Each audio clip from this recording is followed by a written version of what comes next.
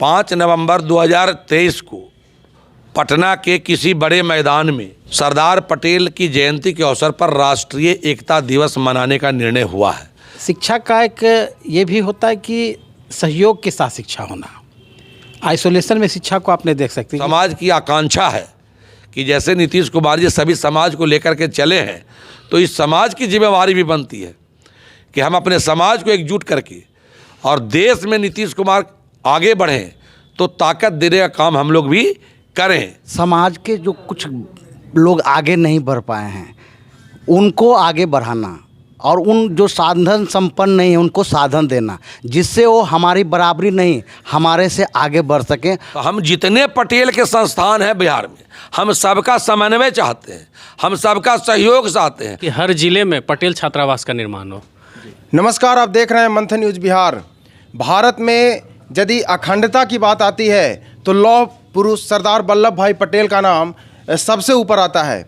आज उन्हीं के नाम पर एक समन्वय समिति की जो स्थापना की गई थी, पटेल एकता समन्वय समिति, उसके तहत आज एक सामाजिक संवाद का आयोजन किया गया है। यहाँ पर हमारे पास साथ पटेल एकता समन्वय समिति के अध्यक्ष और साथ में कई सदस्य मौजूद हैं। तो आइए हम उनसे जानते हैं कि इस सामाजिक संवाद का उद्देश्य क्या था और भविष्य में ये क्या करने वाले हैं। सर, सबसे पहले मंथन न्यूज़ बिहार में आपका स्वागत है। आपका भी बहुत बहुत धन्यवाद। सर, सबसे पहले तो इस सामाजिक संवाद का जो उद्देश्य है वो बताइए। इस सामाजिक संवाद का उद्देश्य है कि पटेल एकता समन्वय समिति अंतर्राष्ट्रीय पर्यटन स्थल राजगीर में एक धर्मशाला का निर्माण कराए, जिसमें कई गतिविधियां हो, साथ में प्रत्येक जिला में एक छात्रावास का निर्माण हो, ताकि गरीब बच्चे वहाँ रह करके पढ़ाई करके अपना भविष्य बना सकें, देश और राज्य का भविष्य बना सकें। इस बैठक का ये भी एक उद्देश्य था।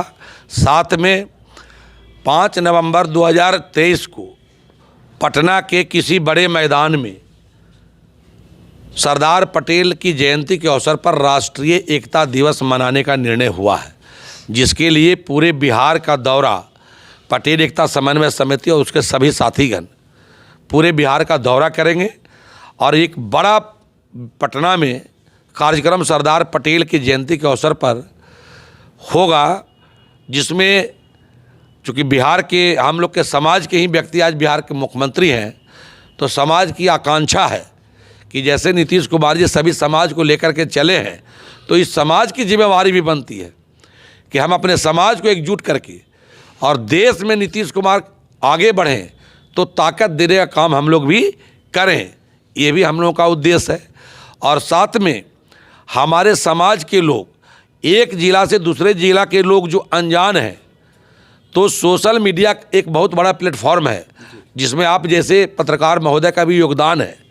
तो हम सोशल मीडिया का एक पैनल बैठा करके और हर जिला की पढ़े लिखे नौजवान बच्चे और बच्चियों को एक मैट्रिमोनियल भी बनाना चाहते हैं, ताकि पूरे बिहार के कुर्मी समाज, पटेल समाज, धानुक समाज, सब हम लोग एक जाति हैं। कुर्मी हो, धानुक हो, जसवा, सब हम लोग एक जाति के लोग हैं।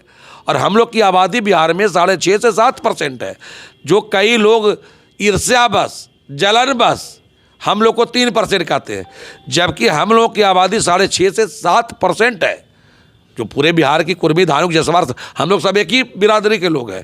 तो हम लोग उस ताकत को भी 5 नवंबर 2023 को पटना के धरती पर फिर से एक बार 1994 में भी दिखाए थे और बिहार के मुख्यमंत्री नीतीश कुमार जी बने, आवरी ताकत दिखाएंगे।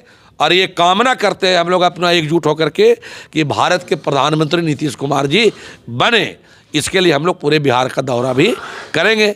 हमारे साथ हैं डॉक्टर राकेश कुमार जी, जो अपने आप में ये डॉक्टर भी हैं, हमारे संगठन के ये सचिव सेक्रेटरी भी हैं और समाज के अग्रणी लोगों को जोड़ने में इनकी महती भूमिका रहती है।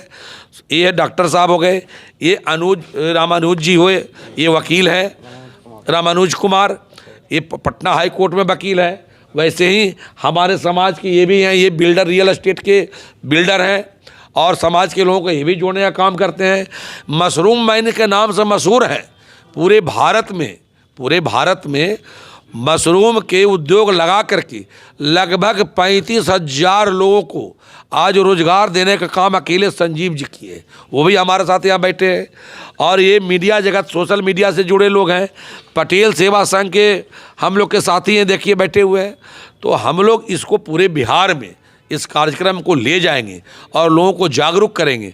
और हम लोग अपने बीच से जो बातें यहाँ पटना में हुई है उसको गांव-गांव तक पहुँचा करके और 5 नवंबर 2023 को पटना में एक बड़ा कार्यक्रम हो, इसकी तैयारी करेंगे और धर्मशाला का निर्माण राजगीर में हो, इसका भी लोगों को जागरूक करके जोड़ेंगे और अपनी बात को आगे ले जाएंगे। सर, जब पटेल समाज की बात आती है तो अभी बिहार में कई ऐसे ग्रुप चल रहे हैं, ऐसे समूह चल रहे हैं जो पटेल समाज पर चल रहे हैं, तो क्या उन सारे अलग अलग समाजों के लिए क्या संदेश होगा? क्या उन सभी समाजों को आप साथ लेकर के चलेंगे इस कार्यक्रम के तहत? हम ये तो संगठन का नाम ही है पटेल एकता समन्वय समिति। तो हम जितने पटेल के संस्थान हैं बिहार में, हम सबका समन्वय चाहते हैं, हम सबका सहयोग चाहते हैं, हम उनका सम्मान करें, वो हमारा सम्मान करें। तो इसका नाम ही समन्वय है। तो ऑटोमेटिक जितनी संस्थाएं हैं हम सबके पास जाएंगे और सबको अपनी योजना बताएंगे और हम चाहेंगे कि सब लोग इससे जुड़ें और वो भी अपना संस्था चलाएं, लेकिन इस कार्यक्रम में वो भी हमको लोग सहयोग करें। क्या कहना चाहेंगे सर इस संवाद के बारे में? निश्चित तौर पर ये पटेल एकता समन्वय समिति के प्लेटफॉर्म पे हम लोग जो बेड़ा उठाए हैं कि राजगीर में पटेल धर्मशाला का निर्माण हो और दूसरा है कि हर ज़िले में पटेल छात्रावास का निर्माण हो। ये दोनों काम के बाद हम लोग चाहेंगे कि वो पूरे बिहार के पटेल समाज के लोग एक बार अपने शक्ति का प्रदर्शन करें, जिससे कि हमारे नेता नीतीश कुमार जी पुनः देश का नेतृत्व करें। क्योंकि पहले बार भी जिस तरह से सरदार पटेल जी ने पूरे देश को एकजुटता और अखंडता का काम किया और वो वंचित रह गए, नहीं बन पाए हमारे देश के प्रधानमंत्री, इस चीज़ का हमारे समाज के लोगों को मलाल है। और हम लोग चाहते हैं कि ये जब नीतीश जी अगर हमारे देश का नेतृत्व करते हैं तो मुझे हमारे समाज के लोगों को खुशी होगी। क्या राय है सर आपकी आगे के लिए जो ये सारी चीज़ें निर्धारित की गई हैं पटेल समाज के लिए, क्या कहना चाहेंगे? देखिए, जो भी इनिशिएटिव लिया गया है वो वाकई काबिल तारीफ़ है और हम लोग का इसमें पूरा सहयोग रहेगा। छात्रावास की बात सर ने की है, राजीव सर ने छात्रावास की बात की है। आप चूँकि शिक्षा जगत से भी जुड़े हुए हैं, शिक्षा जगत के लिए काम भी करते हैं, क्या कहना चाहेंगे आज जो छात्रावास की स्थिति है बिहार में और जो पटेल समाज ये बनाने वाला है, क्या अपेक्षाएं करते हैं? निश्चित तौर पे छात्रावास में रह के पढ़ने का कुछ अलग ही आनंद होता है बच्चों के लिए भी, और वहाँ जो विद्या अध्ययन कर रहे हैं जो गार्जियन भेजे हुए हैं बच्चों को, वो भी थोड़ा निश्चिंता महसूस करते हैं। तो निश्चित तौर पे अगर ज़िले में छात्रावास बनता है तो निश्चित तौर पे वो समाज का विकास होना ही होना है। शिक्षा का एक ये भी होता है कि सहयोग के साथ शिक्षा होना। आइसोलेशन में शिक्षा को आपने देख सकते हैं कि किसी बच्चे को एक कमरे में बंद कर दीजिए, वहाँ से शिक्षा दे दीजिए। तो अगर किसी तरह की पटेल छात्रावास या दूसरे छात्रावास जो भी है जहाँ समूह में बच्चे पढ़ते हैं तो आदान प्रदान होता है व्यवसाय का। तो इतना सुंदर पहल हम समझते हैं कि हर एक ज़िला में एक नहीं और छात्रावास, अगर ज़रूरत हो तो और छात्रावास की आवश्यकता हो, ताकि समाज के जो भी दबे कुचले लोग हैं सबको एक अच्छी शिक्षा मिल सके। क्या कहना चाहेंगे सर, कैसे इम्प्लीमेंट हो पाएगा ये सारी चीज़ें आगे?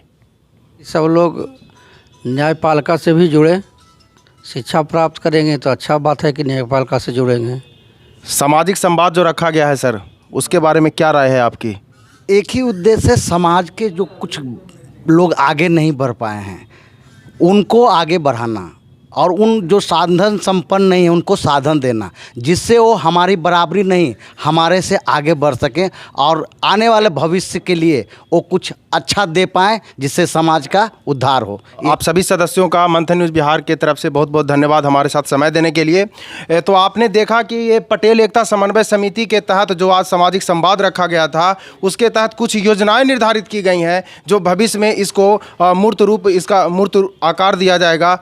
आपके मन में यदि कोई सवाल है जो आप पूछना चाहते हैं, पटेल एकता समन्वय समिति के जो अध्यक्ष हैं राजीव रंजन पटेल जी, क्या सवाल आपके मन में है, हमारे कमेंट सेक्शन में जाके अवश्य बताइएगा। देखते रहे मंथन न्यूज़ बिहार। बहुत बहुत धन्यवाद।